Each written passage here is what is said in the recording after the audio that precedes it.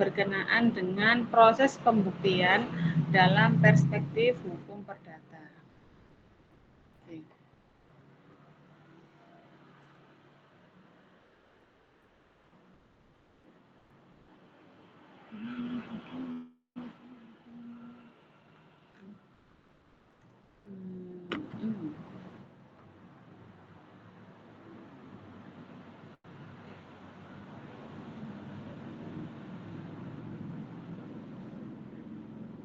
Apa sudah ganti slide ya? Sudah ya Ustazah ya? Sudah, Bu.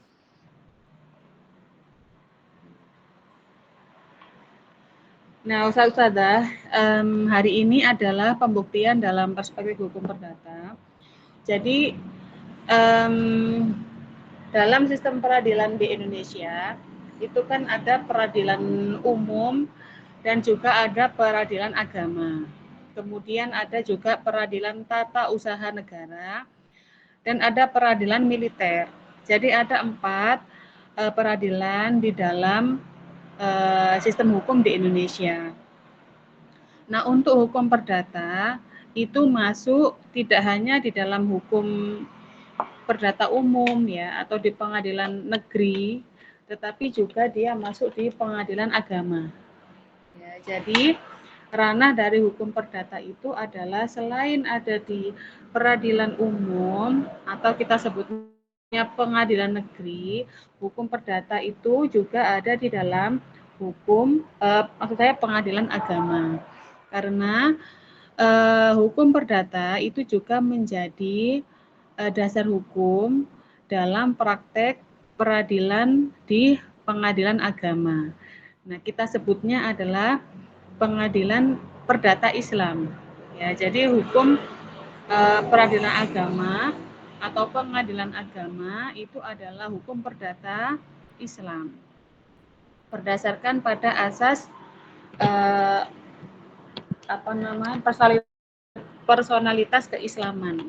Ya, nah, kembali lagi bahwa hukum perdata merupakan hukum privat yang mengatur hubungan antara subjek hukum ya ataupun baik itu orang maupun badan hukum dengan subjek hukum yang lainnya yang secara privat. Kan begitu ya Ustazah ya. Jadi kalau antara si A dan si B itu ada hubungan hukum, nah itu masuknya di hukum private atau hukum perdata. Begitu. Nah, karena hukum private atau hukum perdata ini juga berlaku dalam hukum keluarga. Ya, di materi sebelumnya ada hukum keluarga dalam perspektif hukum perdata, ya, dan juga di dalamnya hukum perkawinan. Hukum perkawinan kan juga hukum perdata, ya. Nah, maksudnya hukum privat.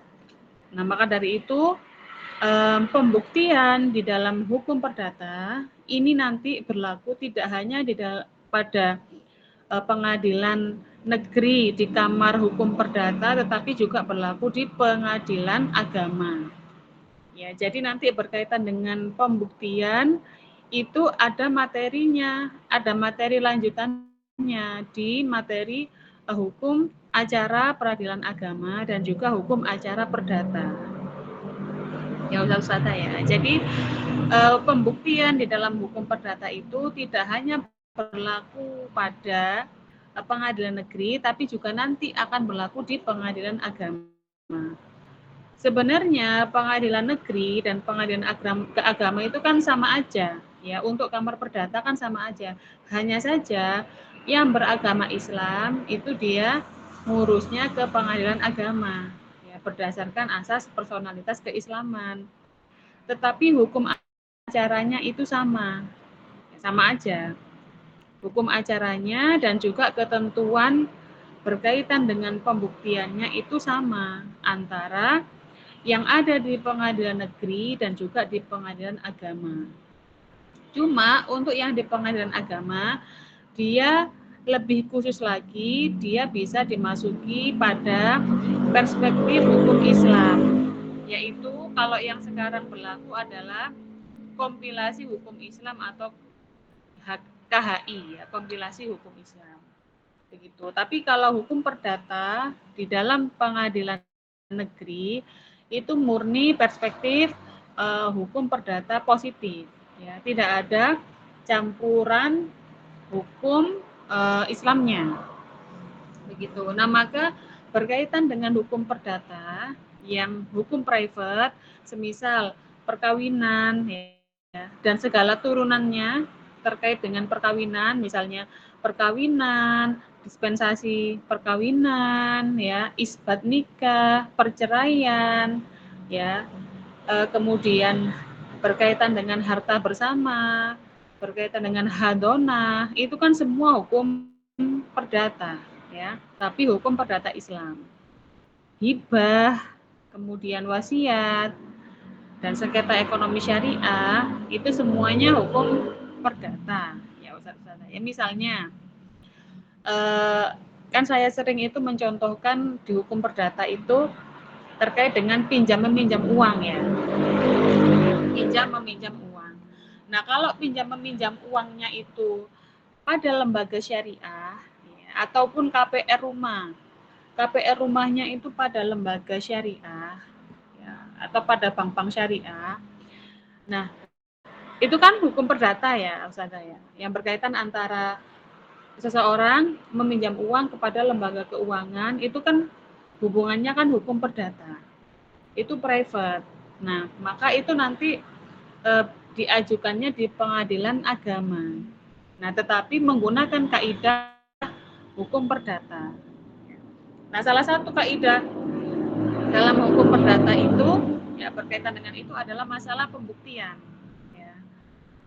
Mana sih hal-hal yang bisa digunakan sebagai bukti dalam perspektif hukum perdata?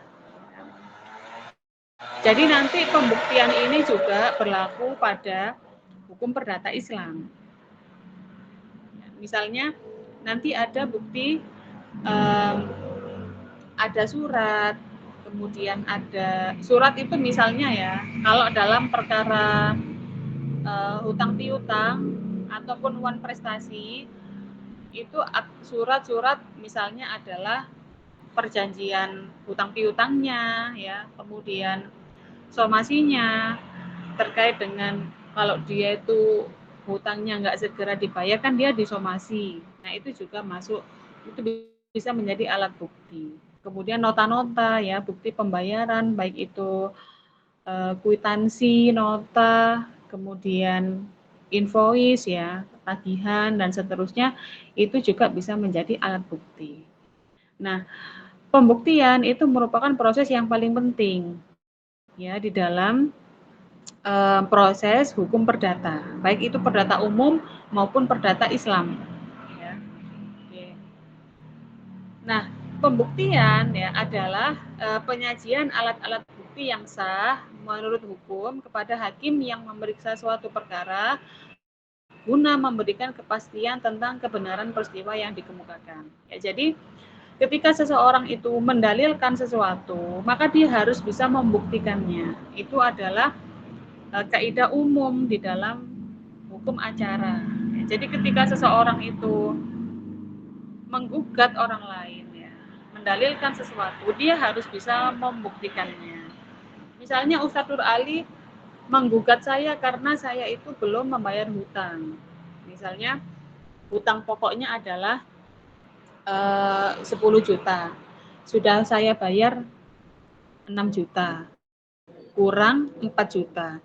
Nah, ketika Ustadz Ali itu menggugat saya, maka Ustadz Ali harus bisa membuktikan, ya, bahwa saya itu betul-betul belum membayar uang sebesar 4 juta. Gitu. Nah, kalau dari saya adalah sifatnya itu melawan, ya, ketika saya mendalilkan bahwa saya sudah membayar sisanya dan saya sudah membayar lunas, nah maka saya juga harus membuktikan, ya, memberikan bukti bahwa saya sudah membayar dan melunasi, begitu. Nah, di dalam perspektif hukum perdata, itu pembuktian itu menjadi proses yang paling penting, ya, menjadi proses yang fundamental untuk hakim memutuskan perkara tersebut. Jadi hakim itu akan berdasarkan kepada alat bukti yang diajukan. Karena apa, Ustazah? Perbedaan antara hukum pidana dengan hukum perdata, ya, hukum perdata kan hukum privat antara orang atau antara badan hukum dengan subjek hukum yang lainnya. Sementara kalau hukum pidana kan antara orang dengan institusi negara ya. Dalam hal ini biasanya kan diwakili oleh kepolisian, kejaksaan. Nah, ketika dalam perkara perdata, hakim itu bersifat pasif. Hakim itu tidak boleh kayak mengarahkan gitu. Misalnya ke Ustadz Nur Ali, silakan Bapak sebagai penggugat, seharusnya Bapak itu melampirkan ini supaya gugatannya menjadi terang. Bapak seharusnya membawa ini, tidak boleh hakim seperti itu. Jadi hakim itu di dalam hukum perdata dia tidak boleh mengarahkan para pihak untuk melakukan sesuatu. Gitu. Hakim hanya bersifat pasif. Hakim hanya menilai dari alat bukti yang diajukan oleh para pihak, baik itu alat bukti surat maupun saksi. Berbeda dengan perkara pidana. Kalau pidana, hakim itu bisa mengarahkan jaksa, bisa mengarahkan terdakwa. Jadi dalam perkara pidana, hakim bersifat aktif. Ya. Nah, dalam perkara perdata, hakim itu bersifat pasif. Dan hakim itu memutuskan sesuatu berdasarkan bukti formil. Artinya berdasarkan aktenya atau berdasarkan bukti yang sudah ada. Makanya Ustazah, hukum perdata itu kadang ya banyak kita temukan yang menang itu yang punya aktenya, yang punya buktinya. Jadi misal nih ya, banyak terjadi, mungkin Ustazah mengalami daripada saya ya, secara pengalaman. Mungkin jenengan semua lebih banyak berinteraksi dengan itu. Misalnya ya, antara si A dan si B jual beli tanah misalnya. Si A sudah menjual tanahnya kepada si B selama misalnya ya.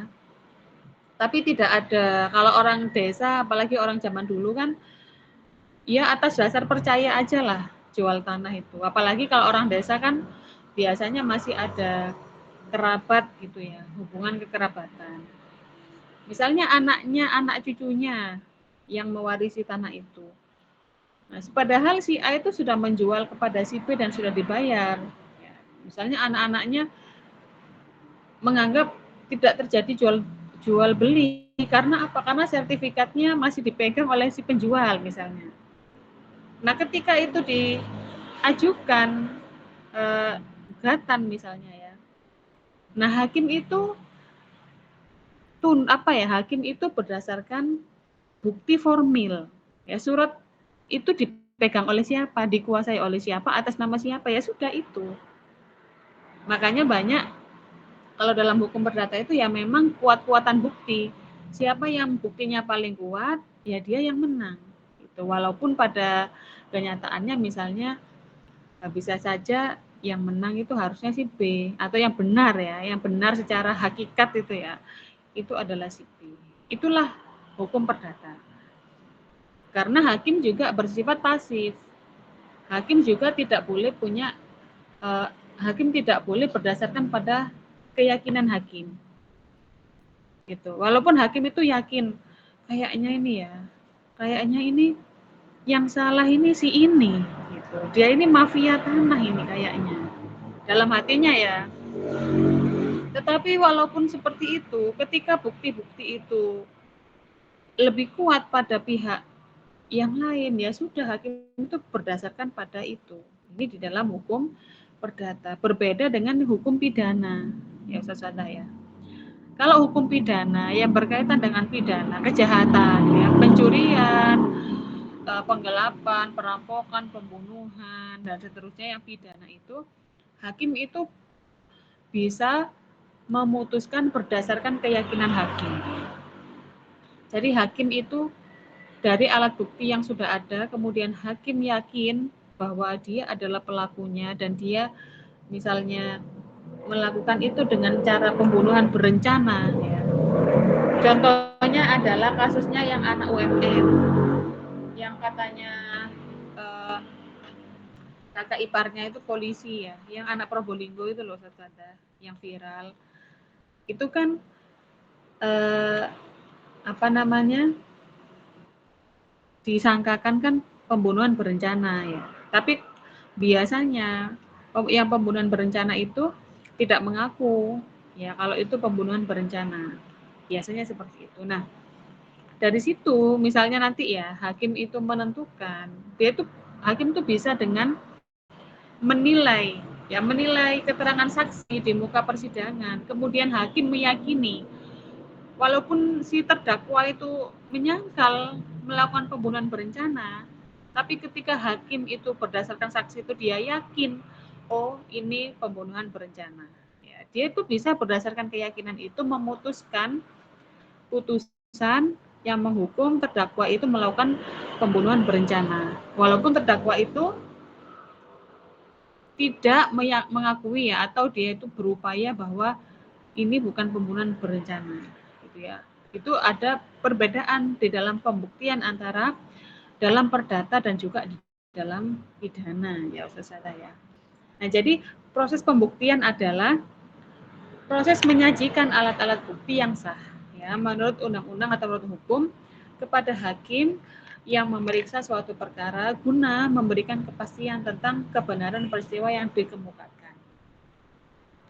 Ya, jadi sebelum kita masuk ke pembuktian, mungkin saya awali.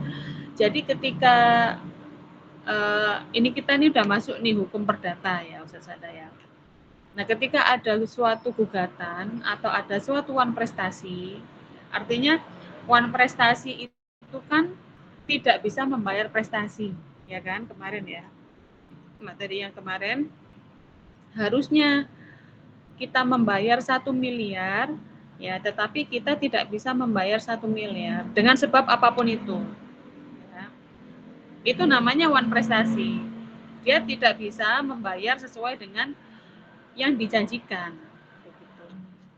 Atau yang lainnya lah, intinya wan prestasi, ataupun dia tidak memberikan jasa atau seterusnya. Tapi secara umum biasanya wan prestasi itu karena tidak bisa membayar hutangnya, ya hutang, atau tidak bisa memberikan sesuatu yang bernilai material ya, sesuatu yang bernilai uang, baik itu benda-benda yang berharga lah. Kemarin kan kita sudah membahas itu benda-benda ya, itu. Ketika tidak bisa membayar itu ya itu disebut dengan wan prestasi, dan ada satu proses yang bisa dilakukan yaitu melakukan atau mengajukan gugatan ke pengadilan. Gitu. Nah, tentu saja ketika sudah masuk di gugatan atau sudah masuk ke pengadilan, itu berarti adalah perkaranya sudah tidak bisa selesai secara non litigasi. Artinya mediasi sudah ditempuh tidak berhasil, ya. Negosiasi sudah ditempuh tidak berhasil. Somasi sudah ditempuh tidak berhasil. Ya kan? Kecuali kalau somasi ditempuh berhasil ya sudah, berarti kan tidak perlu ke pengadilan ya. Mediasi berhasil berarti tidak perlu ke pengadilan. Tapi ketika upaya-upaya itu sudah dilakukan ya dan tidak berhasil, nah maka jalan terakhir adalah kita mengajukan gugatan, baik itu ke pengadilan negeri maupun ke pengadilan agama. Kalau ke pengadilan negeri, ya Ustaz Sada ya, karena pengadilan negeri itu kamarnya banyak. Ya, ada kamar pidana, ada kamar perdata, ada kamar pidana khusus, ada kamar pidana extraordinary crime seperti korupsi. Ya, korupsi itu masuk di pengadilan negeri, pengadilan umum. Tapi kamarnya itu kamar perkara korupsi. Makanya ada istilah jangan sampai salah kamar. Ya dari situ, itu ada kamar-kamarnya ya. Kemudian ada perkara narkotika, ya. Kemudian ada banyaklah pengadilan negeri itu ya, ada beberapa kamar. Nah, ada kamar perdata. Ya, ada kamar perdata. Itu umum ya. Jadi berkaitan masa lawan prestasi segala macam bentuknya itu masuknya ke situ begitu. Tetapi kalau yang berkaitan dengan agama Islam ya, baik itu perceraian ya, hak asuh anak dan seterusnya lah, masalah itu kalau dia agama Islam dia masuknya ke pengadilan agama ya. Kalau dia tidak beragama Islam dia masuknya ke pengadilan negeri yang kamar hukum perdata ya. Ustaz Sada ya, jangan sampai salah kamar ya, memasukkannya ke kamar perdata. Itulah kenapa antara hakim pengadilan negeri dengan hakim pengadilan agama itu lebih banyak hakim pengadilan negeri. Itu karena memang perkaranya lebih banyak. Dia ada perkara pidana, ada perkara perdata, ada pidana khusus, ada korupsi, macam-macam. Kalau pengadilan agama ya hanya perdata Islam. Hanya satu kamar ya. Hanya satu kamar yaitu perdata Islam. Nah, ketika suatu kasus itu sudah masuk pidana, kita daftarkan nih, kita daftarkan ke pengadilan negeri ya, gugatan, jawaban dan seterusnya. Kita juga harus menyiapkan bukti-bukti. Ya. Kenapa kita harus menyiapkan bukti? Ya, karena pembuktian itu diperlukan dalam suatu perkara yang mengadili suatu sengketa di muka pengadilan, ya, untuk menghasilkan suatu yang bersifat terang. Ini sudah semua, sudah selesai berarti ya. Samping udah aman ya. Kita cek dulu ya. Ini loh, ini belum lengkap ini. Ini tanda tangannya instrukturnya belum. Ini ya, ini sama ini. Ini diisi. Sama isi dulu ya. Itu kalau yang setengah di kelas kita, setengah di kelas apa-apa. Pokoknya ditulis saja ya, yang lengkap. Sambil duduk situ boleh. Ya. Kalau belum ada Pak Tansil nanti ditaruh di mejanya aja. Di mejanya Pak Tansil. Resensinya ya. Biar pas orangnya ngantor langsung duduk sini. Mbak Bella nggak ada kok. terus ini ada yang Bentar.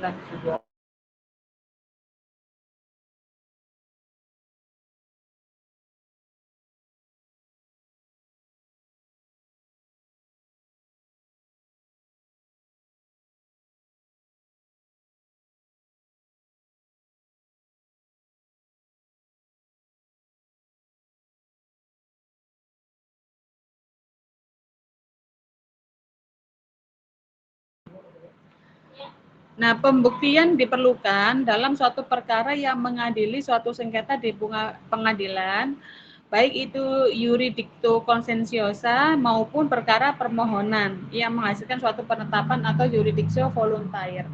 Jadi Ustazah, ketika kita mengajukan suatu perkara ke pengadilan, baik itu negeri maupun agama, itu ada dua jenis. Ya, ada dua jenis. Ada yang jenisnya gugatan. Pertama ya. Nah, yang kedua, ada yang jenisnya permohonan. Kalau gugatan itu menghasilkan putusan. Ya, Ustazah ya. Kalau permohonan itu menghasilkan penetapan. Begitu. Kalau gugatan itu namanya consensiosa ya, atau juridictio consensiosa ini. Kalau permohonan itu namanya voluntaire ya, juridictio voluntaire. Contoh gampangnya adalah kalau ciri yang lain adalah permohonan itu tidak ada lawannya.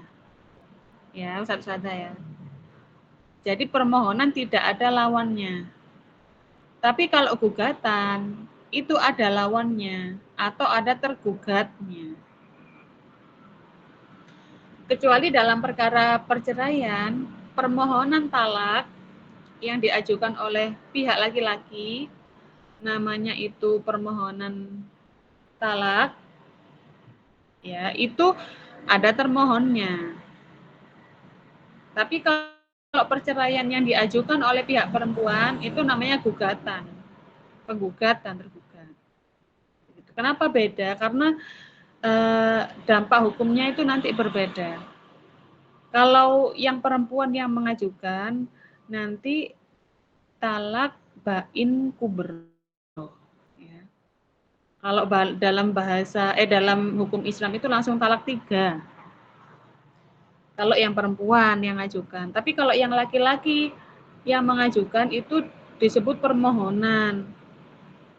Kenapa? Karena nanti putusan pengadilannya itu namanya talak bain sugero. Ya Ustadz Ali, benar ya Ustadz Ali. Talak bain sugero atau talak 1. Jadi kalau mau rujuk lagi itu tidak perlu tapi tetap perlu ya, tetap perlu Ustadz. Kalau sudah dalam hukum Indonesia. Begitu. Itu bedanya antara gugatan dan permohonan. Nah, jadi kalau gugatan itu ada lawannya, ada tergugat. Kalau permohonan tidak ada lawannya. Kalau gugatan itu putusan hakimnya namanya putusan majelis hakim. Nah, iya. Tapi kalau permohonan itu hasilnya adalah penetapan dan permohonan itu tidak ada lawannya kecuali yang permohonan cerai itu tadi. Nah kalau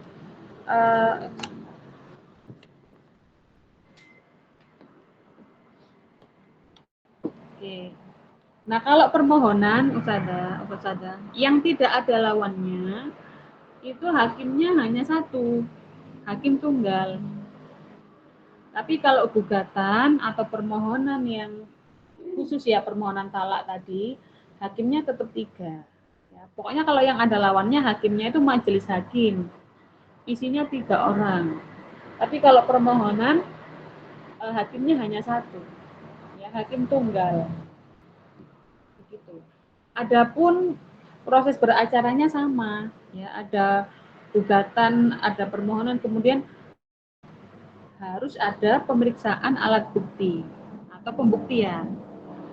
Ya, jadi baik itu gugatan maupun permohonan, artinya walaupun nggak ada lawannya ini, nggak ada tergugatnya, nggak ada termohonnya, tetap harus ada yang namanya proses pembuktian di persidangan. Ya. Jadi apapun bentuknya tetap harus ada proses pembuktian. Walaupun yang permohonan itu yang voluntaria ini atau volunter ini tidak ada yang namanya jawaban, replik, duplik, nggak ada. Cuma surat permohonan aja. Terus langsung lompat ke proses pembuktian. Tapi kalau gugatan itu masih ada jawaban, ada replik, duplik, baru ada pembuktian. Ya Ustazah ya. Jadi proses pembuktian itu ada di dalam hukum acara, baik itu yang bersifat gugatan atau konsensiosa maupun yang bersifat permohonan atau voluntair. Gitu Ustazah ya. Jadi apapun bentuknya itu tetap ada proses pembuktian. Contohnya gugatan itu macam-macam. Ya, gugatan wan prestasi nggak bayar hutang atau nggak bayar nafkah, ya, nggak melaksanakan wasiat atau menduduki hibah, membatalkan hibah, misalnya membatalkan wakaf, kemudian gugatan harta bersama, ya, gugatan hak asuh anak, itu masuk gugatan.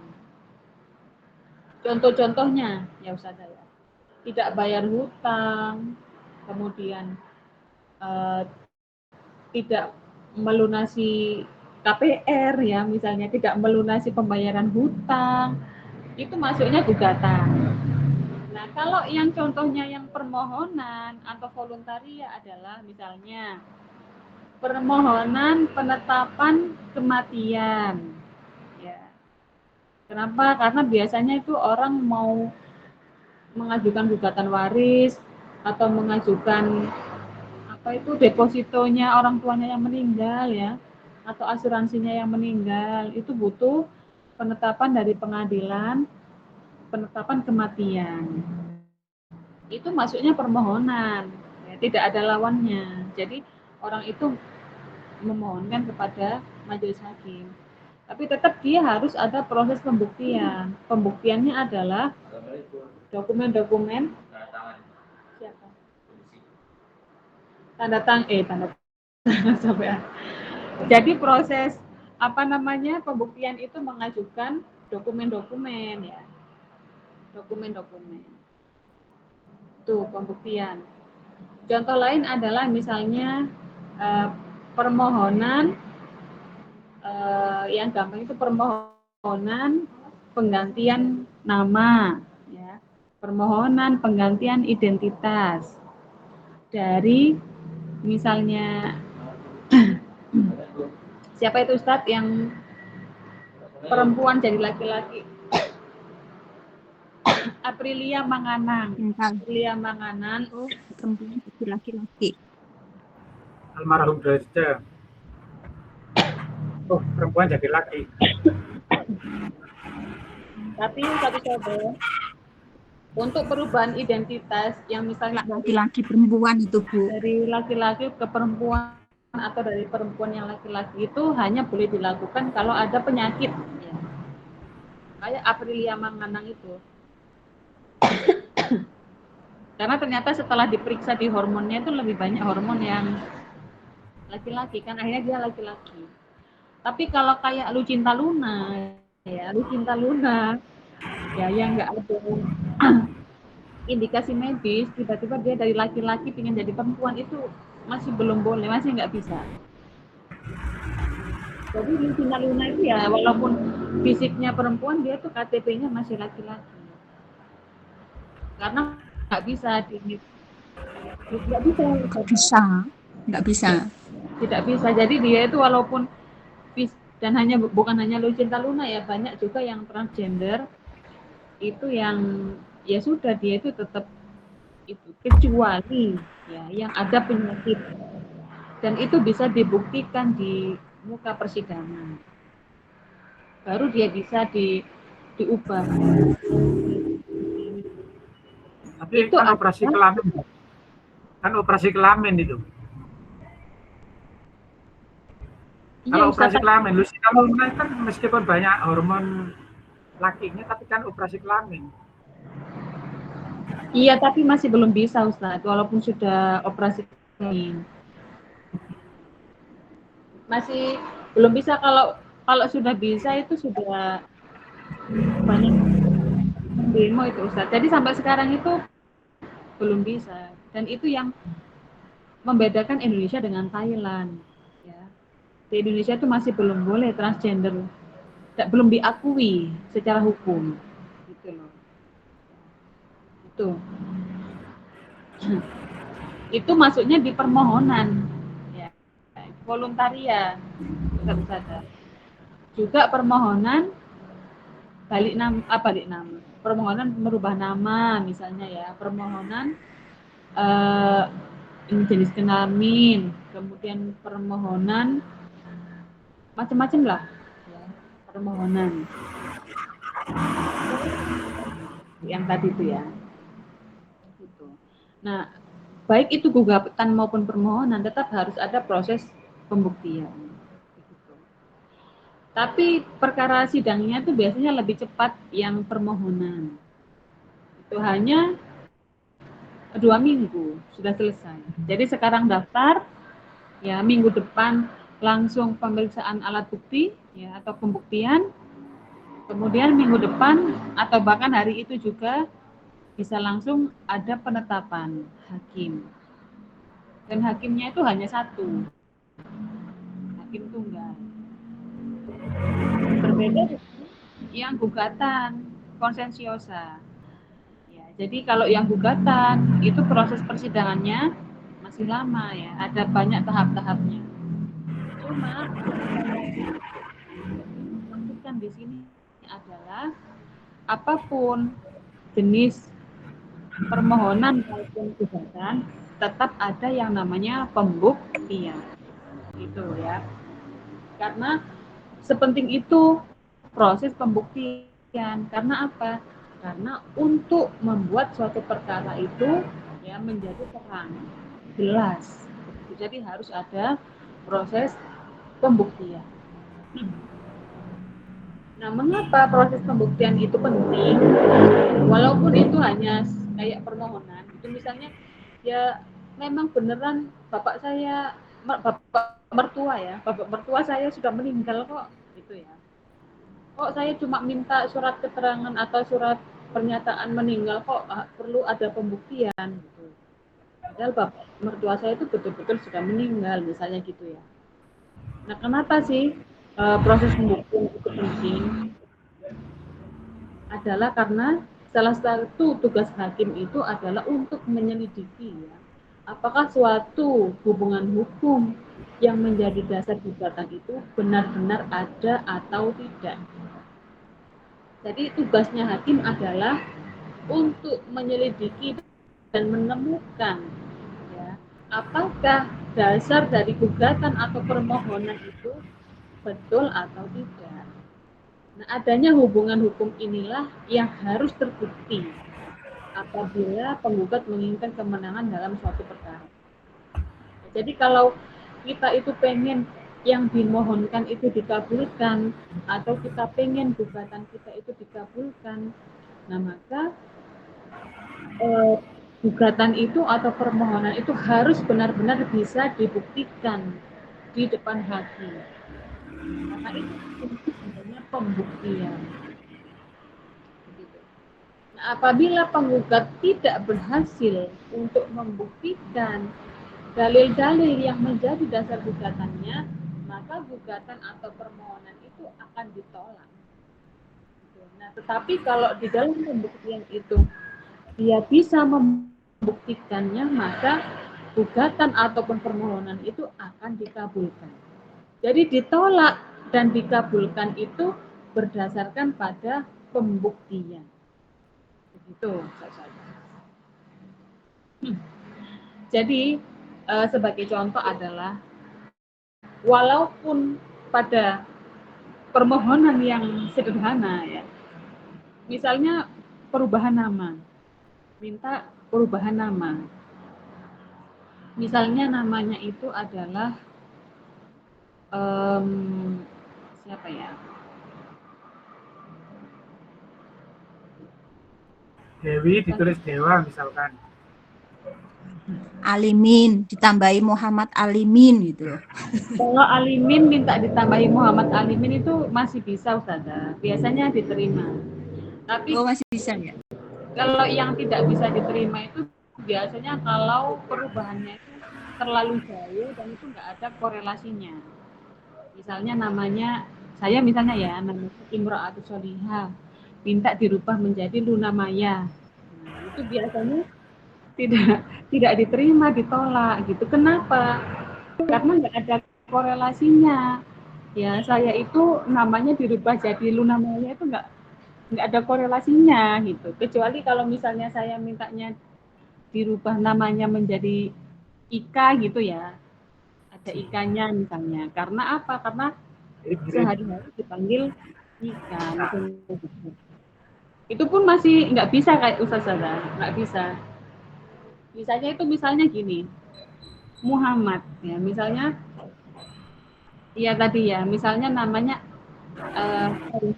ya, Fauzanto. Kemudian minta ditambah ada Muhammad Fauzan. Tetapi di pembuktian itu harus ada dokumen lain ya, yang ada Muhammadnya. Misalnya ijazahnya ternyata ada Muhammad Fauzan. Ijazah SD-nya ada Muhammad Fauzan. Walaupun ijazah SMP dan SMA itu Fauzan. Tapi yang penting ada satu dokumen yang ada Muhammad Fauzan, itu peluang untuk dikabulkan itu masih bisa. Jadi walaupun itu permohonan, ya, tapi harus tetap ada pembuktian. Kecuali kalau saya ke Luna Maya itu kan terlalu jauh ya. Tapi kalau misalnya Muhammad Fauzan, terus nama aslinya Fauzan, boleh. Masih ada kemungkinan diterima. Yang penting ada bukti, misalnya salah satu dokumen itu salah satu dokumen itu menunjang untuk itu. Atau kalau nggak salah ada juga yang Nia Ramadhani. Nia Ramadhani itu kan terlepas dari dia itu pengusaha ya, barangkali dia sudah kenal dengan hakimnya, saya nggak tahu. Tapi nama aslinya itu kalau nggak salah Ramadhania gitu ya Ustaz ya. Ramadhania siapa gitu. Dia ingin dirubah menjadi Nia Ramadhani Bakri. Nama aslinya itu Ramadhania apa gitu. Pokoknya Ramadhania apa. Dia ingin dirubah menjadi Nia Ramadhani Bakri. Dan pembuktiannya adalah dia menyatakan bahwa dia itu secara profesional sebagai seorang artis, dia sering dikenal dengan Nia Ramadhani. Pembuktian yang lain adalah ternyata dia itu menduduki posisi khusus di perusahaan-perusahaan milik suaminya. Dan di perusahaan itu dia menggunakan nama Nia Ramadhani Bakri. Karena itu dia perlu untuk merubah namanya menjadi ada Bakrinya, ya, supaya dia punya ya kewenangan lah di perusahaan Bakri Group, kira-kira begitu. Nah dari situ kan karena ada kepentingan ya, jadi dirubah namanya itu ya ada kepentingan gitu, untuk apa nama itu dirubah. Nah karena kepentingannya Nia Ramadhani adalah sebagai seorang manusia, ya dia apalagi sebagai seorang istri dan menantu, dia ingin melanjutkan bisnis keluarganya gitu. Dengan melanjutkan bisnis keluarga itu dia perlu namanya itu menjadi Nia Ramadhani Bakri, kira-kira begitu. Nah, dari situlah dikabulkan gitu, karena permohonannya disertai dengan pembuktian ya yang benar-benar sesuai dengan yang dimohonkan. Dari situlah permohonan itu dikabulkan, namanya itu menjadi Nia Ramadhani Bakri, karena memang dari nama asli tidak terlalu jauh. Nah, yang kedua dia sudah dikenal sebagai profesinya adalah sebagai Nia Ramadhani, dan yang ketiga dia ada keperluan terkait dengan bisnis keluarga supaya namanya itu ada bakrinya. Tapi kalau misalnya nggak ada angin, nggak ada hujan, jadi imro'atus sholihah, jadi Luna Maya, nah itu yang pasti ditolak gitu ya, karena pembuktiannya nggak kuat begitu. Nama hijrah. Oh, Contohnya kayak Ruben Onsu itu.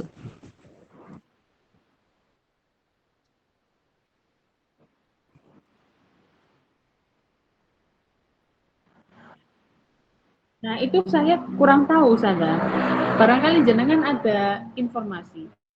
Kalau orang Cina, ya orang Cina itu kan mungkin Ustadz Ali tahu ya. Kalau orang Cina itu namanya kan aneh-aneh ya. Xiao Xiao apa gitu. Tapi di kenyataannya tuh dia dipanggil misalnya Xiani, Ci Xiani. Tapi nama aslinya tuh Xiao Xia Xian misalnya. Di KTP-nya. Ya tetap Ustadz, namanya itu tetap Xiao Xia Xian gitu. Nggak bisa dirubah menjadi Seni. Begitu, setahu saya. Nah, untuk nama hijrah, saya kurang tahu ya, sejujurnya saya nggak tahu. Kalau nama hijrah itu apakah bisa dimintakan pergantian nama, ataukah tidak, saya kurang tahu. Mungkin ada ustaz-ustazah yang maksudnya boleh apa tidak, dikabulkan apa tidak. Tapi yang saya tahu, karena saya beberapa kali membantu, ya, dan saya juga pernah nyoba-nyoba itu, saya pernah nyoba itu. Permohonan nama itu memang baru bisa dikabulkan kalau ada dokumen yang mendukung. Gitu. Ada bukti lah, bukti yang mendukung. Kalau yang hijrah saya masih belum tahu saya.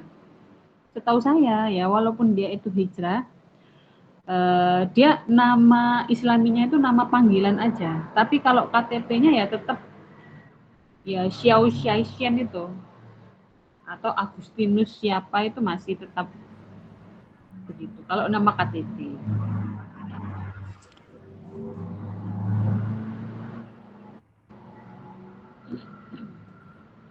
Oke. Nah, dasar dari pembuktian adalah pasal 161.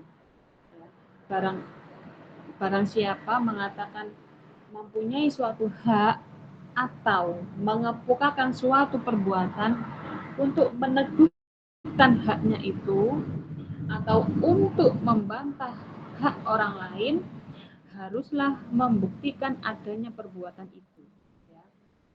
Jadi barang siapa yang mempunyai atau mengaku atau mengatakan mempunyai suatu hak, misal dalam hutang piutang, ya, Ustadz Ali mengaku bahwa saya masih punya hutang kepada beliau, hutangnya masih kurang 6 juta. Nah, maka Ustadz Ali harus bisa membuktikan bahwa saya betul-betul memang tidak atau belum membayar 6 juta. Jadi siapa yang menyatakan mempunyai suatu hak ya atau mengawal suatu perbuatan untuk meneguhkan haknya atau untuk membantah orang lain, dia harus membuktikan ya adanya perbuatan itu. Jadi ya siapa yang mengemukakan, dia itulah yang harus membuktikan. Nah, ini juga Ustazah ya berlaku pada pembuktian di dalam hukum acara pidana korupsi.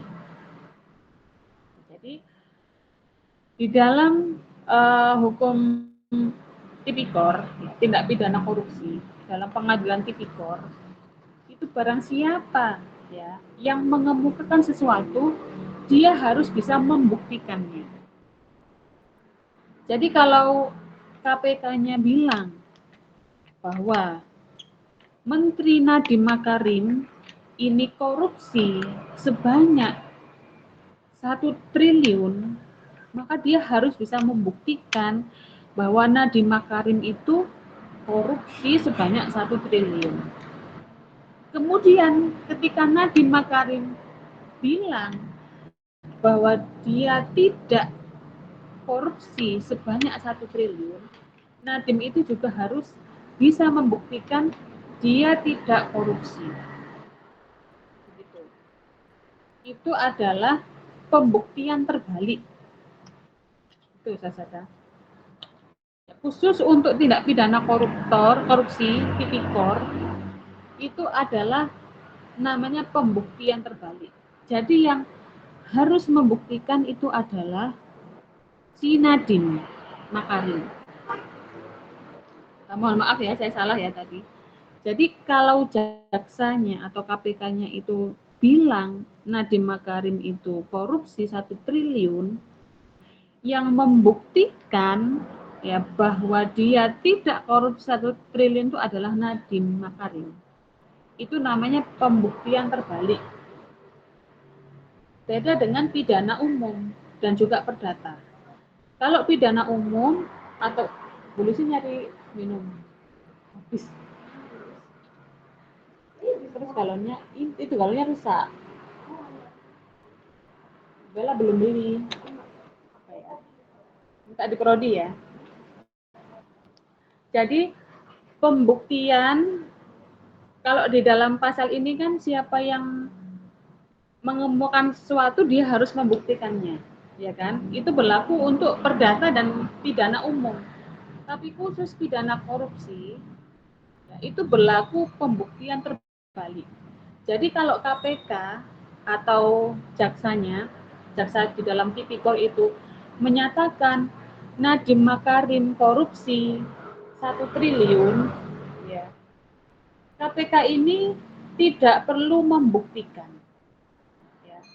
Tetapi yang harus membuktikan bahwa dia tidak korupsi itu adalah Nadiem Makarim. Itu namanya pembuktian terbalik di dalam korupsi. Kalau Nadiem Makarim itu bisa membuktikan bahwa dia tidak melakukan korupsi, 1 triliun, nah maka dia akan bebas atau bahkan tuntutannya itu berkurang. Tapi kalau dia tidak bisa membuktikan bahwa dia itu tidak korupsi, ya sudah, berarti tuntutan jaksa atau tuntutannya KPK tadi itu, penyidik KPK itu dikabulkan oleh majelis hakim.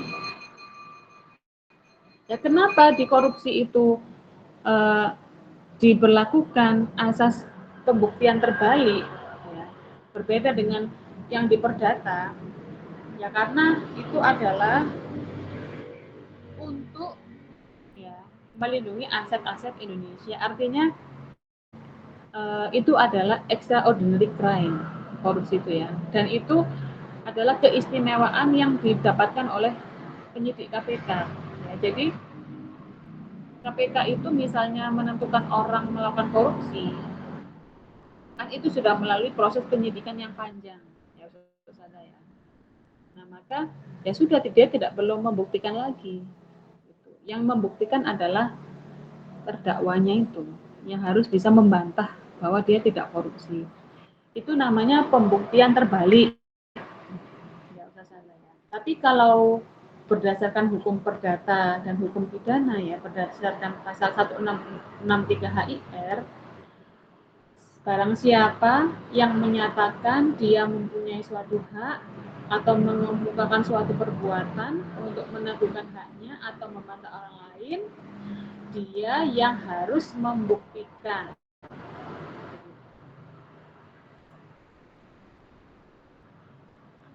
Selanjutnya adalah prinsip hukum pembuktian. Yang pertama adalah pembuktian itu untuk mencari dan mewujudkan kebenaran formil. Ya, sekali lagi ini dalam perspektif hukum perdata. Ya. Yang dicari adalah kebenaran formil. Sebentar nggak usah saja, jeda dulu 1 menit aja, sebentar ya.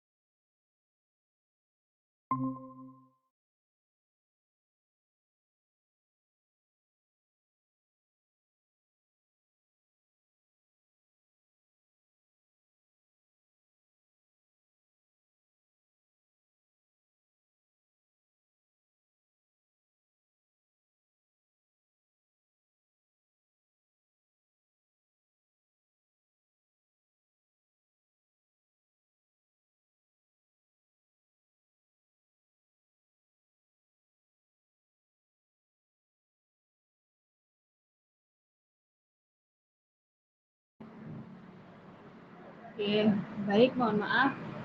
Saudara, saya lanjutkan ya. Saudara. Nah, kenapa perlu adanya pembuktian? Ya, yang pertama adalah pembuktian itu untuk mencari dan mewujudkan kebenaran formil.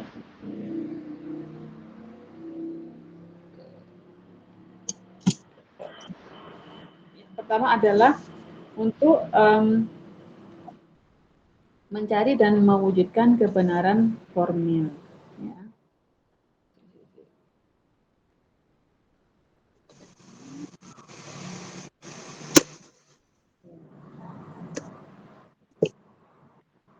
Nah, sistem pembuktian yang dianut dalam hukum acara perdata itu tidak bersifat stelsel negatif menurut undang-undang, seperti dalam proses pemeriksaan pidana yang menuntut kebenaran. Oke, ya ini saya jelaskan adalah, jadi yang dimaksud dengan kebenaran formil itu adalah kebenaran yang berdasarkan pada bukti-bukti yang ada. Ya, jadi di dalam perspektif hukum, jenengan harus masih ingat kata formil dan material. Ya, formil dan material. Kalau material itu dia berkenaan atau berkaitan dengan suatu perbuatan itu. Ya. Misalnya mencuri. Mencuri itu, yang dimaksud dengan mencuri itu kan dia mengambil sesuatu yang bukan miliknya untuk dikuasai. Itu mencuri dalam arti material.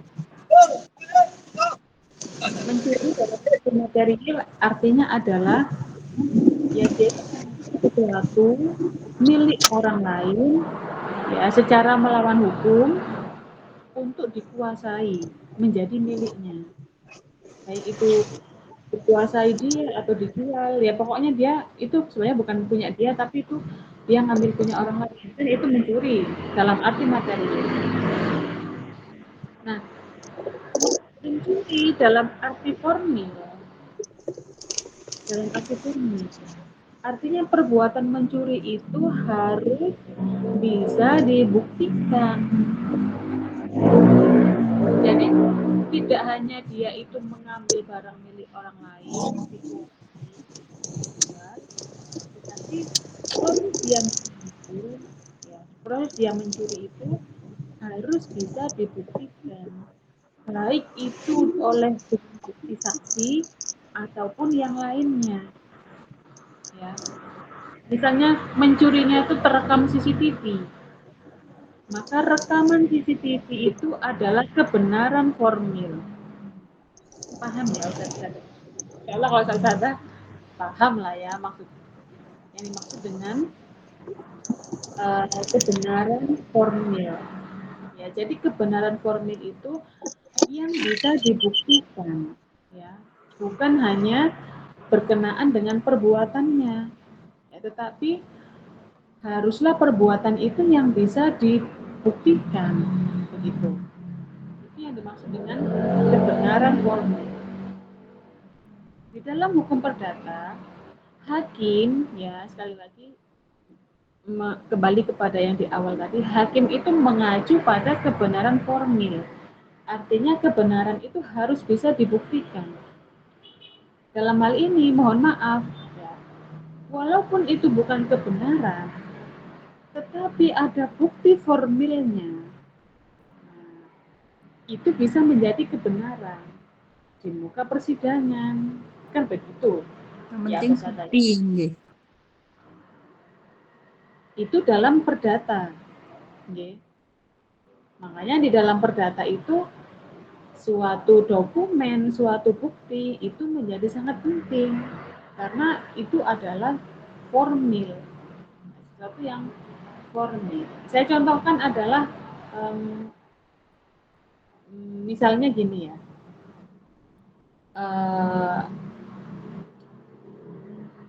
paling gampang lah ya, paling gampang adalah misalnya perkara perceraian. misalnya ya, karena ini perdata kan ya, paling gampang itu perkara perceraian antara, saya contohkan artis Inara Rusli dan Insanul Fahmi dan Wardati Namawa itu kan Insanul Fahmi itu kan bilang katanya dia itu sudah menceraikan Wardati Namawa, makanya dia menikah siri dengan Inara Rusli. Karena sudah menikah siri itu, mohon maaf, ketika dia berhubungan suami istri itu boleh, kan itu ya alasannya. Nah, tetapi sekarang kita melihat kebenaran formilnya. Kebenaran formilnya atau buktinya Wardati Namawa dan Insanul Fahmi itu belum cerai. Karena buku nikahnya masih ada, kakaknya masih satu kakak, dan belum ada putusan pengadilan bahwa mereka itu bercerai. Dalam hal ini, perkawinan antara Wardati Namawa dan Insanul Fahmi itu masih terikat di dalam perkawinan berdasarkan kebenaran formil, yaitu dokumennya. Sedangkan dengan Inara Rusli tidak ada dokumen formil bahwa mereka sudah menikah, hanya menikah siri. Dari kebenaran formil ini ya, menjadi landasan bagi Wardati Namawa mengajukan laporan pidana perzinahan. Ya. Kalau perzinahan di dalam pidana kan kalau sudah suami istri tapi dia berhubungan dengan orang lain, itu perzinahan ya Ustaz. Karena berdasarkan kebenaran formil. Itulah contoh.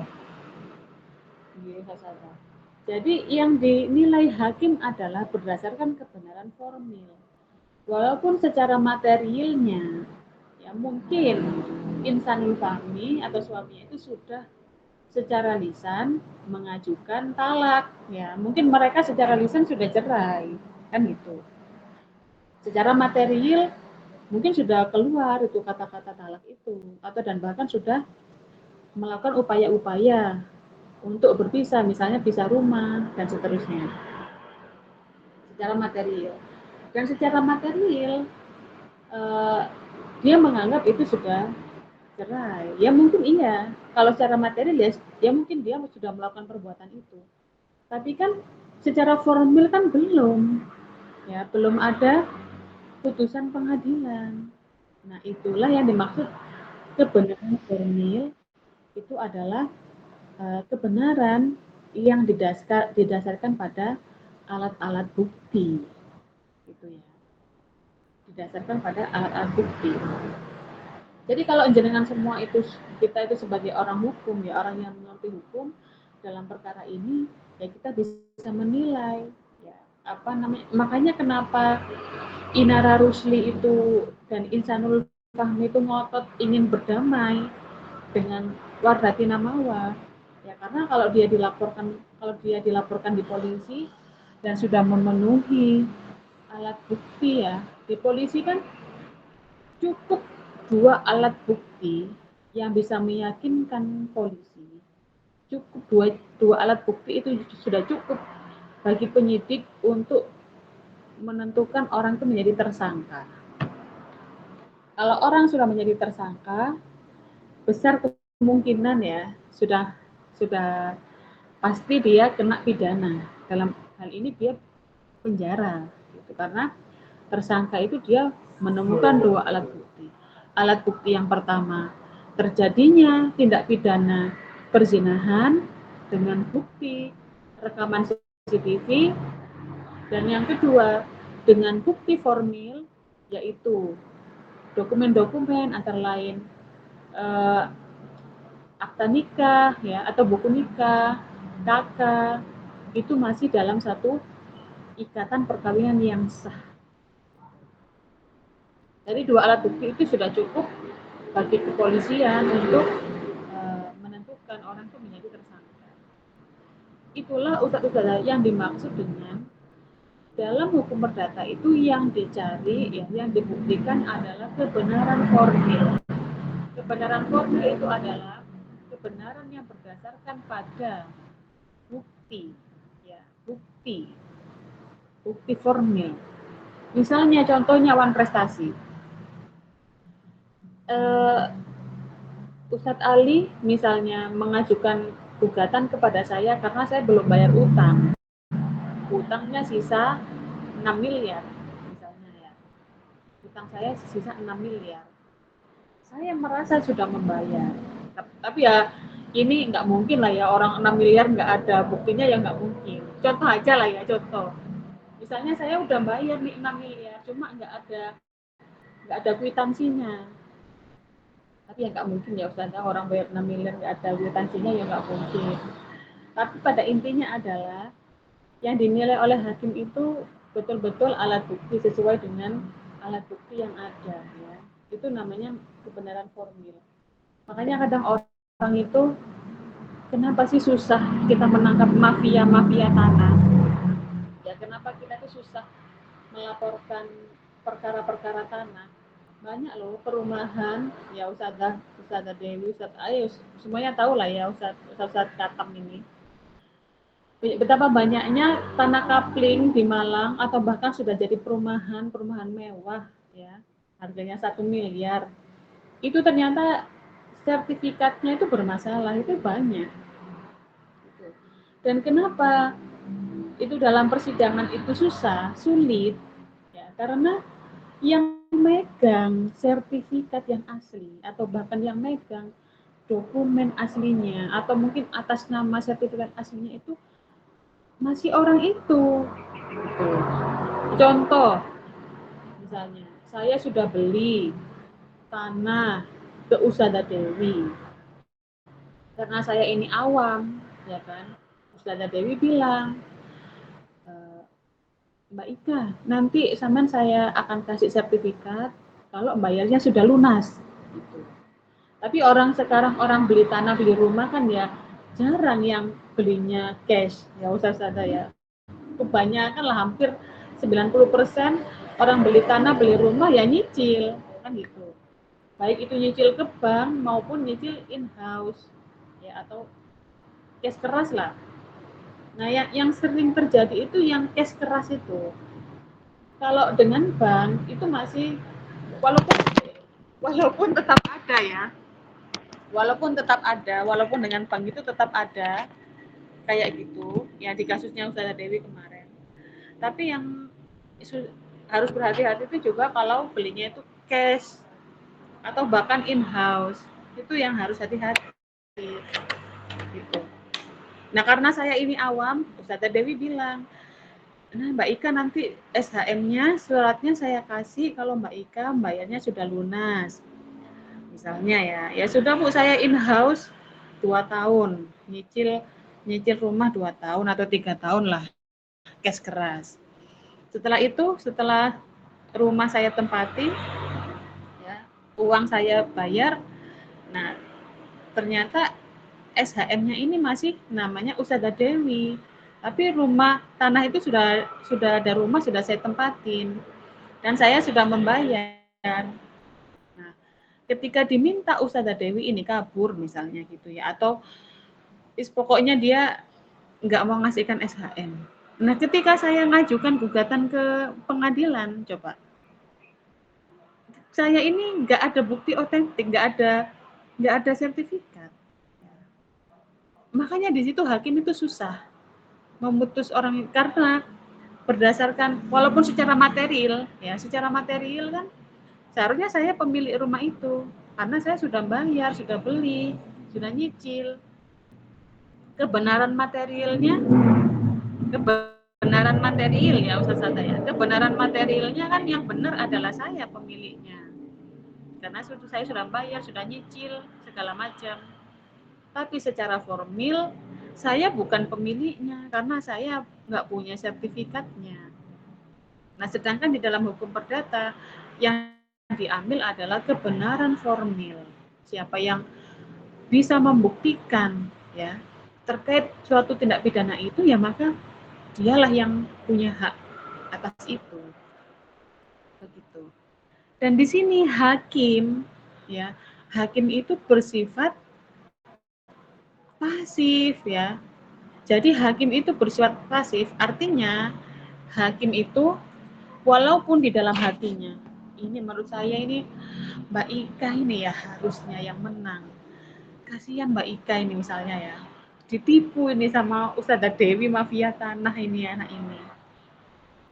Dalam keyakinan hakim itu Ustazah Dewi yang salah ya, saya yang benar. Tapi hakim itu tidak bisa di dalam perkara perdata itu memutuskan berdasarkan keyakinan hakim. Karena hakim bersifat pasif. Ya. Yang harus bisa membuktikan adalah saya. Ketika saya mendalilkan, menggugat Ustazah Dewi bahwa saya pemilik rumah itu, saya harus bisa membuktikan mana AJB-nya, bukti pembayarannya, dan seterusnya dan seterusnya. Kalau memang lengkap, kadang ada peluang dikabulkan, kan ya Ustazah. Tapi kalau kadang kan ada aja dokumen yang tidak lengkap karena ketidaktahuan orang yang beli, karena ternyata membeli rumah, membeli tanah itu kan sesuatu yang kompleks, ada AJB-nya, ada PPJB, ada apa segala macam. Kan kalau orang nggak tahu kan kadang sudah mepet ya, kita pengen punya rumah, apalagi yang masih muda-muda gini, ya perantauan, nggak ngerti apa-apa, percaya-percaya aja sama orang. Gitu. Ternyata kita terkena mafia tanah misalnya gitu. Karena di dalam hukum perdata adalah yang dinilai adalah kebenaran formil, kebenaran yang berdasarkan pada alat-alat bukti. Begitu. Ya, dan hakim itu tidak bisa menggunakan keyakinan hakim ya sebagai dasar untuk memutuskan sesuatu. Tidak bisa di dalam hukum perdata. Beda dengan pidana. Walaupun di pidana itu dalam hal ini terdakwanya ya, tersangkanya itu menyangkal tidak melakukan pembunuhan berencana, tetapi hakim itu yakin dia melakukan pembunuhan berencana ya, berdasarkan keyakinan hakim itu dia bisa diputus dengan putusan pembunuhan berencana. Ya, jadi kebenaran formil ya hakim itu bersifat pasif ya. Hakim hanya terbatas menerima dan memeriksa perkara sepanjang itu diajukan oleh penggugat dan tergugat. Ya. Nah, fungsi dan peran hakim dalam proses berperkara perdata hanya terbatas pada mencari dan menemukan kebenaran formil. Ya. Di mana kebenaran itu diwujudkan sesuai dengan dasar dan alasan fakta yang diajukan oleh para pihak selama proses persidangan berlangsung. Begitu. Nah, selanjutnya, sehubungan dengan sifat hakim yang pasif itu, maka apabila hakim yakin bahwa apa yang digugat dan diminta penggugat adalah benar, tetapi penggugat tidak mampu mengajukan bukti tentang kebenaran itu, maka hakim harus menyingkirkan keyakinan itu dengan menolak kebenaran dalil gugatan karena tidak didukung dengan bukti di persidangan. Ya, jadi kalau berdasarkan hakim, ya, walaupun hakimnya itu kayaknya anak ini benar, ya, betul dia ini, tetapi nggak sesuai dengan bukti yang diajukan, ya tetap ditolak. Begitu ya Ustaz saya. Gitu. Makanya di sini itu harus ada pengacara itu ya. Karena pengacara itu bisa mengkondisikan alat-alat buktinya. Gitu. Jadi bukan berarti orang yang kalah di pengadilan perdata atau orang yang ditolak kasusnya di pengadilan perdata itu dia itu salah. Tidak ya. Hanya saja dia tidak bisa membuktikannya. Dia tidak punya bukti. Itu aja. Kalau di dalam hukum perdata. Makanya mungkin ustadzah pernah mendengar istilah kalau di hukum perdata itu kuat-kuatan alat bukti, itu betul. Ya. Semakin kuat alat buktinya, maka dia peluang menangnya itu akan semakin besar. Nah, bayangkan Ustazah, di kasus yang saya pernah cerita tentang hibah, ya.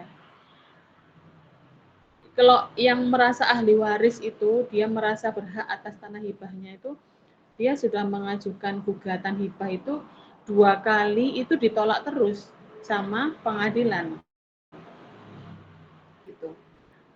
Karena buktinya kurang kuat, ya kan? Baru dia ngajukan gugatan yang ketiga, pakai advokat yang kondang, ya, baru dia bisa menang gugatan itu. Artinya apa? Dalam hukum perdata itu yang dinilai adalah kebenaran formil, ya, kebenaran berdasarkan alat bukti.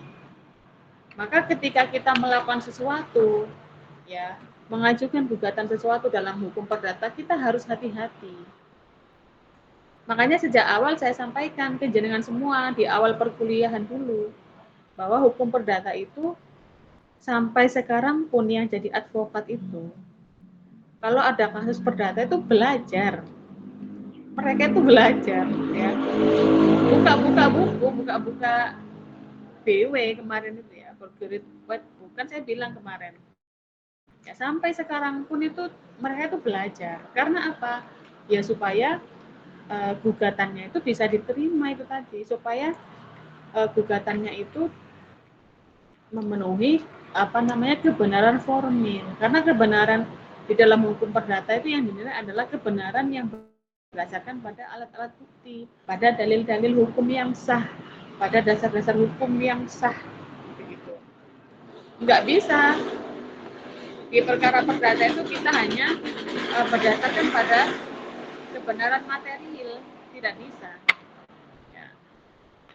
Kita hanya membuktikan pada ya pokoknya saya berusaha, saya itu jujur, saya betul-betul sudah beli rumah itu, saya sudah membayar rumah itu. Selanjutnya saya pasrah, ya sudah, bisa aja itu ditolak kalau tidak ada kebenaran formilnya atau bukti yang kuat itu tadi, Ustazah. Kecuali kalau di perkara pidana. Karena apa? Karena di perkara pidana itu hakim bersifat aktif, ya. Dan juga pihaknya itu adalah jaksa. Beda lah, ya, bedanya di situ. Nah, kemudian hakim tidak dibenarkan mengambil aktif, ya. Jadi kalau di dalam hukum perdata itu hakim itu nggak boleh. Misalnya gini, Ustadz Ali ini ngajukan gugatan, terus hakimnya bilang, Pak, Anda itu harus bawa ini, harus mengumpulkan ini, mengarahkan, itu nggak boleh. Jadi hakimnya ya betul-betul sesuai dengan si penggugat ini mintanya supaya tergugat membayar hutang. Sudah. Terus penggugat itu mengajukan buktinya ini. Walaupun hakim kan sudah pengalaman ya. Kalau buktinya ini ya jelas nggak kuat ini. Tapi dia tuh nggak boleh ngomong gitu, saudara. Nggak boleh kayak, Pak, Anda itu harus bawa ini. Nggak boleh. Tapi ada yang kayak gitu. Itu maklar. Maklarnya di pengadilan negeri itu biasanya paniteranya itu bilang. Paniteranya itu biasanya kalau ada orang kayak, kalau ada yang pertama kali ke pengadilan negeri ya, tapi kalau advokat kan udah hafal lah ya paniteranya, misalnya advokatnya. Tapi kalau uduk tiba-tiba ada yang datang mau gugatan atau mau apa gitu, paniteranya tuh udah paham, oh ini orang baru, mangsa baru ini gitu. Nanti tanya, mau apa Bu? Perkara apa Bu? Misalnya perkara ini. Oh, buktinya apa? Sudah bawa apa? Oh ini kurang. Oh nanti saya bantu. Kalau itu ditolak nanti gitu. Itu panitera itu. Terus ujung-ujungnya dia minta uang. Tapi kalau hakim itu tidak boleh. Ya, hakim tidak boleh mengarahkan para pihak untuk apakah bukti itu cukup atau tidak. Padahal hakim kan tahu ya, Ustazah ya. Kalau buktinya kayak gini-gini ya jelas ini ditolak, tapi kan nggak boleh. Begitu. itu. Tapi kalau di dalam hukum pidana itu boleh. Ya, contohnya kayak yang mungkin ustadz-ustadzah itu mengikuti ya kasusnya kayak Nikita Mirzani itu. Kan hakimnya tuh sering bilang, seharusnya Anda kalau Anda merasa tidak sehat, Anda harusnya mengajukan penangguhan persidangan. Kayak gitu dia hakimnya kan mengerahkan kalau di pidana, di tindak pidana atau seharusnya Anda begini. Tuh, terus ke jaksa juga begitu kan. Seharusnya jaksa mengajukan saksi yang begini. Jangan jaksa mengajukan saksi yang tidak terkait dengan perkara ini. Kayak gitu-gitu kan. Hakimnya itu kalau di pidana itu dia bersifat aktif. Tapi kalau di hakim perdata dia bersifat pasif. Jangan kalau sewaktu-waktu ya nanti kita mungkin ikut sidang ya di pengadilan, baik itu negeri maupun pengadilan agama.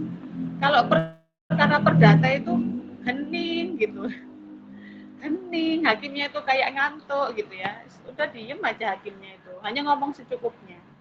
Yang ngomong itu ya para pihak, penggugat maupun tergugat, dan biasanya kan ada advokatnya. Ya sambil ngantuk-ngantuk nanti pasti ustaz ada tuh, walah ternyata kayak gini ya, persidangan itu ternyata ya kayak gini gitu. Tapi gitu-gitu hakim itu banyak loh ustaz, tunjangannya. Tunjangannya banyak. Meskipun ngantuk. Dan itu nggak terngantuk-ngantuk, dan juga perkaranya kan ya itu aja sebenarnya. Hakim kan ya perkaranya tuh itu aja, apalagi pengadilan agama ya. Paling enak itu pengadilan agama karena ya perkaranya paling cerai. Masih effort itu yang pengadilan negeri ya. Karena perkaranya kan selalu gonta-ganti ya. Tapi kaidahnya kan sama. Misalnya pencurian, tapi kan kasusnya itu gonta-ganti. Tapi kalau pengadilan agama itu enak gampang ya. Cerai gitu ya. Paling Ustadz Ali ini kalau masih muda ini pengen daftar jadi hakim ini Ustadz Ali. Sekarang juga pengen, Bu. belum bisa, tapi sudah tidak bisa. Jadi enak, dan tunjangannya katanya sudah naik ya, tunjangan hakim. Oke, selanjutnya adalah putusan dari majelis hakim ya di dalam hukum perdata itu harus berdasarkan pembuktian fakta ya. Hakim tidak dibenarkan mengambil putusan tanpa pembuktian. Ya, kunci ditolak atau dikabulkannya gugatan harus berdasarkan pembuktian yang bersumber dari fakta-fakta yang diajukan para pihak. Pembuktian hanya dapat ditegakkan berdasarkan dukungan fakta-fakta. Fakta yang dinilai harus dalam persidangan. Di putusan itu berdasarkan pada fakta. Makanya saya sering juga, misalnya di praktikum mahasiswa, itu hakim itu kan salahnya apa? Ya, dalam perkara pidana maupun perdata kan hakim itu hanya menilai dari dokumen. Iya kan Ustaz Sada? Beda dengan ulama ya. Kalau ulama, Ustaz Nur Ali ini misalnya menafsirkan suatu ayat, itu kan kita melihat kontekstualnya ya. Selain kita melihat tekstual, kita juga melihat konteksnya. Sehingga satu ayat itu bisa ditafsirkan berbagai macam. Contohnya, misalnya, atau hadis dilarang perempuan keluar tanpa muhrim. Misalnya gitu ya, ada kan ya yang kayak gitu ya Ustadz ya. Tapi kalau kita secara tekstual, berarti yang keluar tanpa muhrim kayak saya ini ya, nggak sama suami, nggak sama bapak, nggak sama adik, berarti dosa dong. Tapi kalau kita penafsirannya kontekstual, di konteks apa dia tidak boleh keluar, ya, ternyata pada saat itu mungkin perang atau karena membahayakan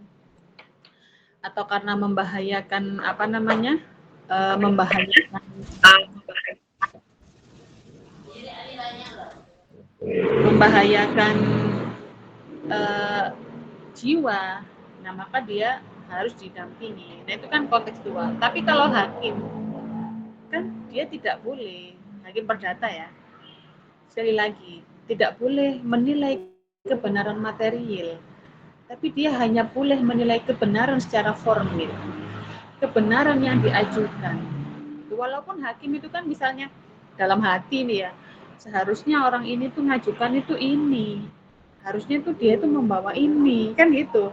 Supaya hakim tuh kadang sebenarnya dia itu sudah betul, tetapi karena dia tidak bisa membuktikan ya secara formil, ya, pembuktiannya tidak kuat. Sekali lagi hakim hanya berdasarkan pada kebenaran formil ya, sesuai dengan bukti-bukti yang ada. Begitu. Nah, kemudian karena berdasarkan pada bukti, nah maka oleh karena itu kedua belah pihak, baik itu penggugat maupun tergugat, diberi hak yang sama untuk menyampaikan ya, alat bukti maupun dokumen. Makanya ada gugatan, juga ada jawaban, ya. Ada replik, ada duplik. Jadi antara penggugat dan tergugat ini harus punya kesempatan yang sama, ya. Harus diberi proses pembuktian yang sama. Begitu. Makanya hakim itu akan bertanya, misalnya, apakah tergugat paham dengan gugatan penggugat? Apakah Anda ingin membalas atau ingin menjawab? Berapa lama yang Anda perlukan untuk menjawab ini misalnya? Apakah betul? Hakim itu betul-betul memastikan bahwa kedua belah pihak itu punya kesempatan yang sama untuk mengajukan pembuktian, baik itu pembuktian formil itu tadi ya. Jadi dua-duanya harus punya kesempatan yang sama dan dua-duanya punya hak untuk didengar, dua-duanya. Nah, selanjutnya hanya fakta yang diajukan di persidangan yang dapat dinilai ya. Jadi hanya yang diomongkan di persidangan itu yang bisa dinilai ya. Kalau yang out of court atau di luar dari pengadilan itu itu bukan fakta persidangan ya. Jadi yang disebut dengan fakta adalah yang diungkap di dalam persidangan. Begitu. Nah, karena itu di dalam persidangan itu menjadi sesuatu yang fundamental.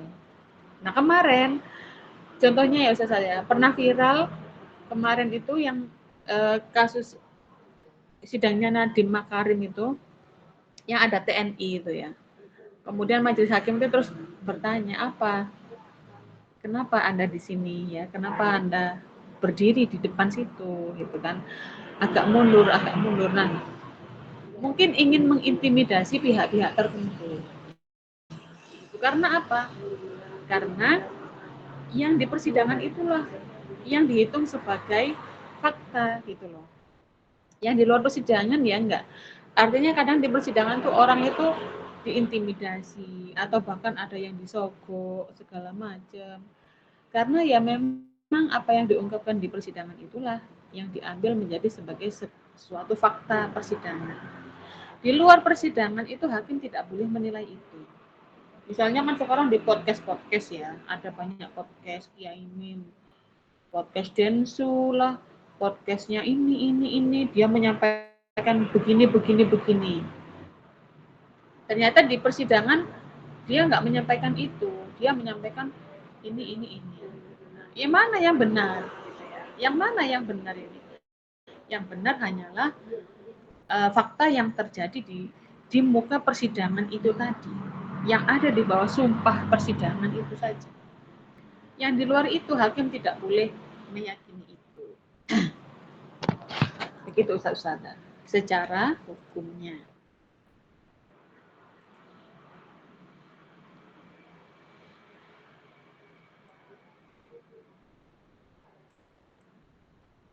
Oke, fakta yang diajukan itu harus di dalam proses persidangan ya, dan fakta itu harus relevan ya dengan peristiwa yang terjadi, dan fakta itu haruslah fakta-fakta yang konkret gitu, artinya betul-betul terjadi dan itu ada di muka persidangan. Nah, selanjutnya adalah ketika ada pengakuan. Nah, kalau ada orang ngaku, ya sudah, selesai perkara. Kalau ada orang pengakuan itu menjadi bukti yang paling otentik. Misalnya,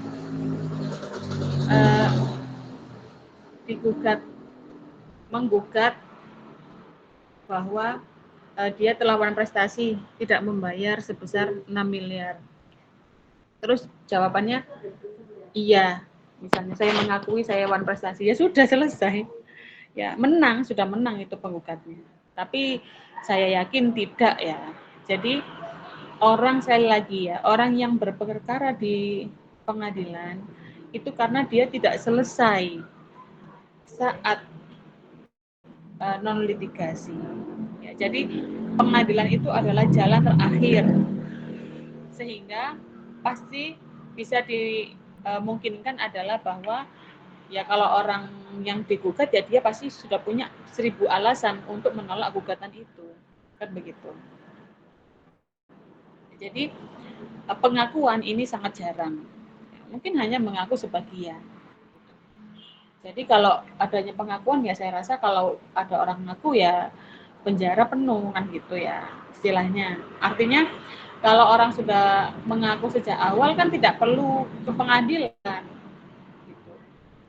Tapi kalaupun memang ada pengakuan, ya sudah pengakuan itu adalah menjadi pemeriksaan yang terakhir. Artinya kalau sudah pengakuan ya sudah, itu sudah alat bukti yang paling absolut, yang paling sah. Ya. Dan pengakuan itu bisa menjadi landasan hakim dalam memutus perkara. Ya kalau dia ngaku, iya saya memang punya hutang, ya sudah, berarti penggugatnya menang, begitu kan? Kalau sudah mengaku. Jadi pengakuan itu adalah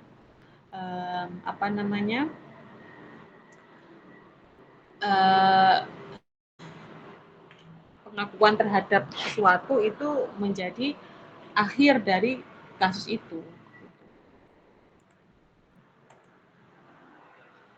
Nah, selanjutnya kalau misalnya tergugatnya diam, ya, diam itu bisa dikategorikan sebagai pengakuan, ya, tetapi dia tetap harus dibuktikan pada bukti yang sah. Gitu. Ya, jadi kalau tergugatnya itu diam, dalam arti diam itu kalau sekarang itu bisa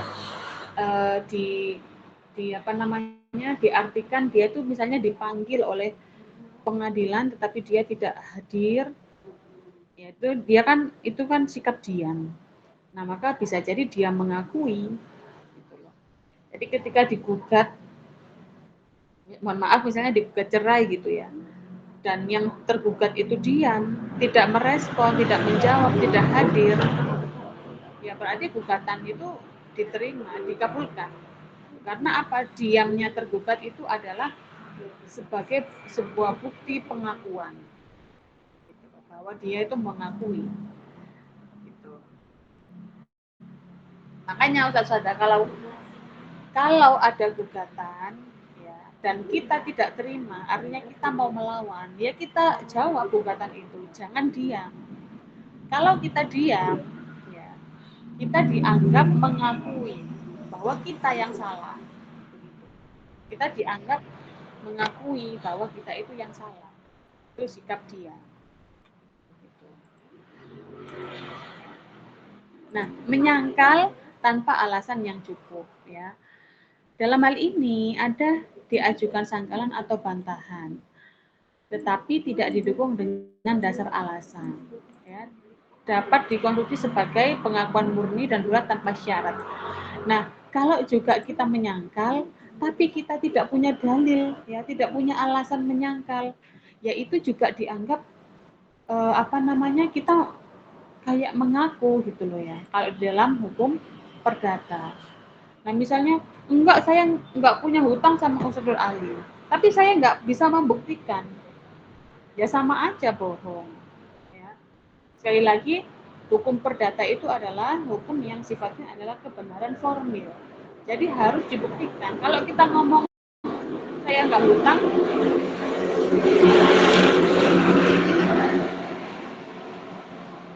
kalau saya ngomong saya nggak hutang, ya saya harus bisa membuktikan bahwa saya nggak hutang gitu. Tapi kalau saya cuma menyangkal, membantah, tapi saya tidak membuktikan, ya sama aja gitu ya.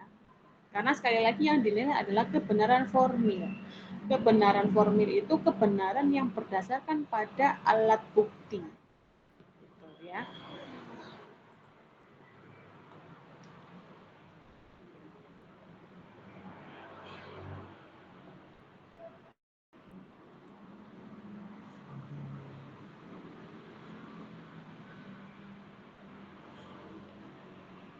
Nah, bukti lawan ya. Salah satu prinsip dari pembuktian yaitu memberi hak kepada pihak lawan untuk mengajukan bukti. Jadi sekali lagi bahwa karena hakim itu bersifat pasif, nah maka para pihak itu diberi kewenangan untuk mengajukan alat bukti ya. Dia bisa mengajukan alat bukti. Dan banyak juga kok Ustaz-Ustazah, kalau di dalam perdata itu sebagai tergugat itu bukan berarti kalah ya. Kalau tergugat itu dia ketika menyangkal ya, dan dia mengajukan bukti-bukti, tergugat itu juga bisa mengajukan gugat balik ya, menggugat balik, namanya gugatan rekonvensi ya. Jadi misalnya ini di dalam hukum perdata nanti juga akan dibahas lebih lanjut di hukum acara perdata sama hukum acara peradilan agama. Misalnya saya ini digugat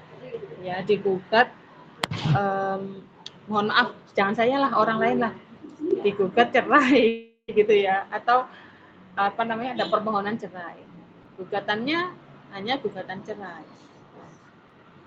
Nah kemudian saya menjawab ya, membantah gugatan itu, sekaligus saya menggugat balik penggugat itu. Jadinya saya itu menjadi penggugat rekonvensi ya. Yang gugatan asli itu namanya gugatan konvensi. Tapi gugatan konvensi dan rekonvensi ini muncul ketika tergugat itu mengajukan gugat balik. Tapi kalau tergugat nggak mengajukan gugat balik, ya tetap namanya gugatan. Kita sebut gugatan konvensi dan rekonvensi ketika tergugat mengajukan gugatan balik. Dia menggugat balik, dia menjadi penggugat rekonvensi. Ya. Yang tadi penggugat konvensi, dia menjadi tergugat rekonvensi.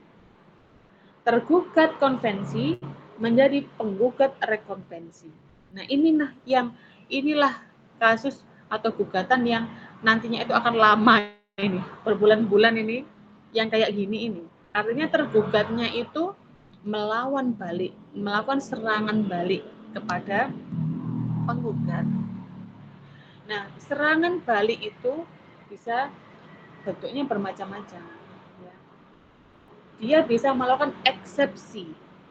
Eksepsi itu adalah tangkisan. Ya, dia menangkis gugatan yang ditujukan kepadanya. Dia melakukan eksepsi atau tangkisan. Jadi kalau eksepsi itu tangkisan yang di luar dari pokok perkara. Ya. Tangkisannya itu di luar dari pokok perkara. Misalnya pokok perkaranya adalah nagih utang, ya kan? Nagih utang ya kan? Pokok perkaranya nagih utang 10 miliar. Nah, eksepsi itu di luar dari nagih utang 10 miliar. Contohnya eksepsi itu misalnya tangkisan tidak berwenang. Misalnya penggugat tidak berwenang menggugat tergugat karena penggugat adalah misalnya begini-begini. Itu tangkisan di luar dari pokok perkara 10 miliar. Tangkisan yang kedua tentang kompetensi pengadilan. Misalnya harusnya diajukan ke pengadilan agama, bukan pengadilan negeri kayak gitu. Nah, implikasi dari eksepsi tergugat adalah kalau eksepsi ini diterima oleh majelis hakim, berakibat gugatan ditolak. Begitu, Ustazah. Jadi jangan bingung dulu kalau Ustazah Dewi tiba-tiba digugat orang, disuruh disuruh bayar utang 500 juta. Nah, saya nggak pernah ngutang 500 juta kok, saya digugat suruh bayar 500 juta. Nah, jangan panik dulu. Tergugat punya kesempatan menjawab sekaligus menangkis. Ya. Sekaligus menangkis dengan mengajukan eksepsi, sekaligus menggugat balik. Nah, ketika hakim itu menilai ternyata bukti formilnya tadi lebih kuat si tergugat, dalil-dalilnya lebih kuat si tergugat, ujung-ujungnya gugatannya ditolak. Ujung-ujungnya nanti yang dihukum penggugat. Nah, di sini penggugatnya yang kalah. Begitu. Bisa juga. Itu namanya melawan balik ya. Menggugat balik. Artinya, di dalam hukum perdata, walaupun hakim itu bersifat pasif, tetapi para pihak itu diberi kesempatan yang sama ya untuk mengajukan terkait dengan haknya itu tadi. Dan di dalam hukum perdata adalah yang dinilai adalah kebenaran formil, kebenaran yang berdasarkan pada alat-alat bukti ya. Atau dalil-dalil yang diajukan itu dalil-dalil yang sesuai dengan alat bukti. Ustazah, saya rasa cukup ya untuk kelas yang hari ini. Cukup segini ya Ustazah ya, karena ada keperluan. Ini sebenarnya pengen tak lanjutkan Ustazah, tapi saya yang nggak kuat ngomong ini tenggorokannya. Dari jam 1, Bu. 12:30 ya Pak. Lagi nggak apa-apa ya Ustazah ya? Gimana Ustazah? Kalau ada lagi gimana? Nggak apa-apa. Hari Sabtu sudah nggak ada kuliah ya Ustazah ya? Iya. Kalau Sabtu jam 10 gantiin mata kuliah kewarganegaraan gimana Ustaz? Boleh. Soalnya masih ada. Insya Allah Sabtu jam 10. Gimana Ustazah? Saya juga masih punya hutang yang hukum waris dalam hukum perdata itu juga belum. Pak Nurali itu yang ngenteni. Ya nanti ini hari Sabtu aja gimana Ustazah? Kan jenengan dia kan cuma tinggal punya saya aja ya. Insya Allah hari Sabtu ya saya siapkan hari Sabtu jam 10. Hukum waris perdata. Hukum perdata ya untuk gantikan yang kewarganegaraan. Ya. Mungkin cukup untuk siang hari ini ya Ustazah. Terima kasih atas kehadirannya. Nanti kalau ada pertanyaan lanjut hari Sabtu aja ya Ustazah ya. Oh nggih. Ini Ustazah belum tak edit yang bagus. Nantilah tak ini dulu. Terima kasih. Nggih, kelas yang hari ini mohon maaf jika ada salah kata. Saya akhiri. Assalamualaikum warahmatullahi wabarakatuh. Waalaikumsalam warahmatullahi wabarakatuh. Terima kasih Pusika. Okay.